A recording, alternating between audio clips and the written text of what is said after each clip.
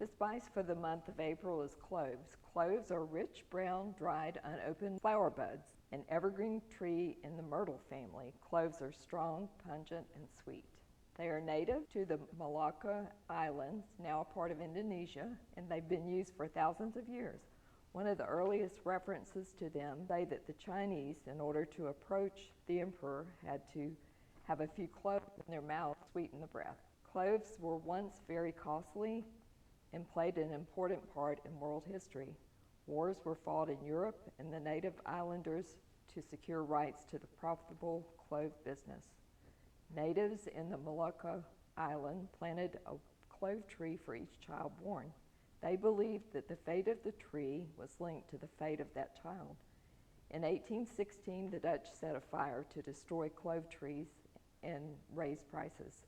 The natives revolted in a bloody battle which changed the climate and politics of the area forever. Cloves come from the Madagascar, Indonesia, and Sri Lanka. They were used in spice cookies and cakes. Much of the world's crop is used in Indonesia for clove cigarettes called kritiks.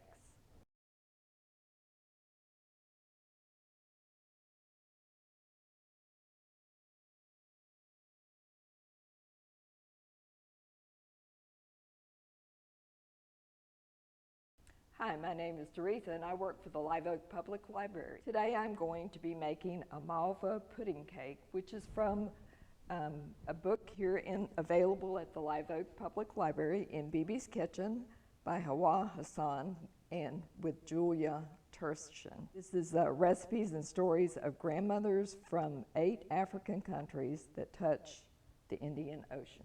So the ingredients we need for today's recipe are 1.5 cups of all-purpose flour, a teaspoon of baking soda, a half a teaspoon of salt, a half a teaspoon of ground cloves, 2 large eggs, a half a cup of sugar, a half a cup of apricot jam, and 3/4 of a cup of whole milk.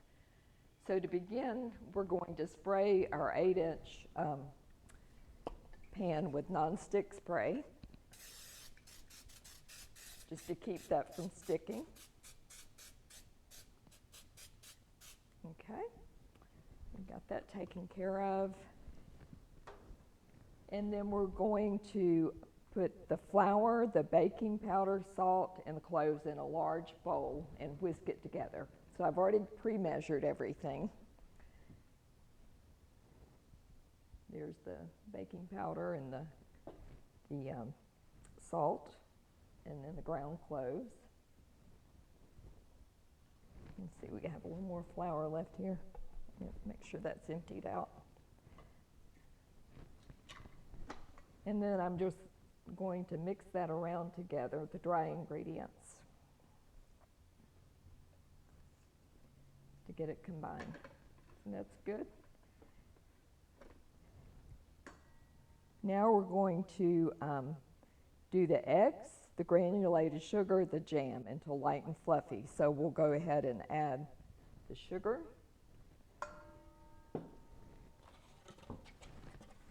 Doesn't say in any particular order as far as the directions. All right, so we're going to do the eggs. I'm going to start that mixing. How about that? So we start the mixer with the eggs, your jam,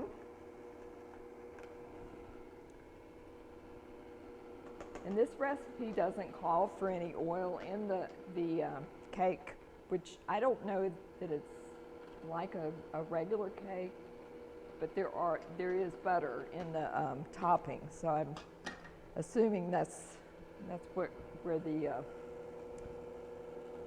moisture will come from. This may be more like a bread. And I add the milk in slowly.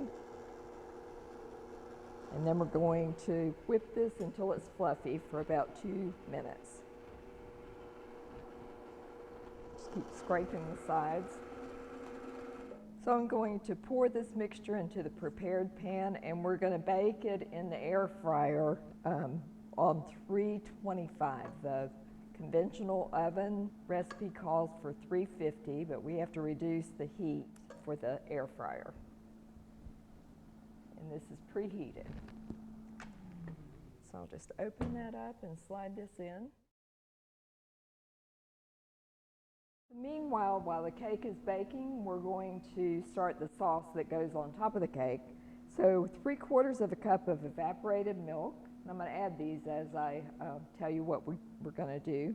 And 1/2 cup of firmly packed light brown sugar. 4 tablespoons of unsalted butter. 2 teaspoons of vanilla. And also 1/2 teaspoon of salt. All right, and then we're going to turn on the heat and stir this for about 3 minutes until the sugar starts to melt down and it starts bubbling. So the cake is finished baking, and we're going to poke holes all in the cake, and then we're going to pour a good amount of the sauce over the cake to let it soak in.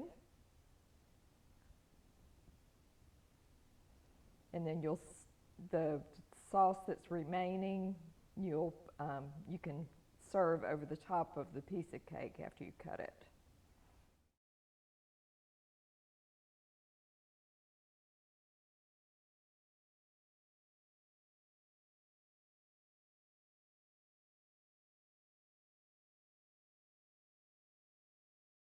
So this is your finished Malva pudding cake. Thank you for watching. If you enjoyed this video, make sure you watch out for more from the Swanee River Regional Library in the future.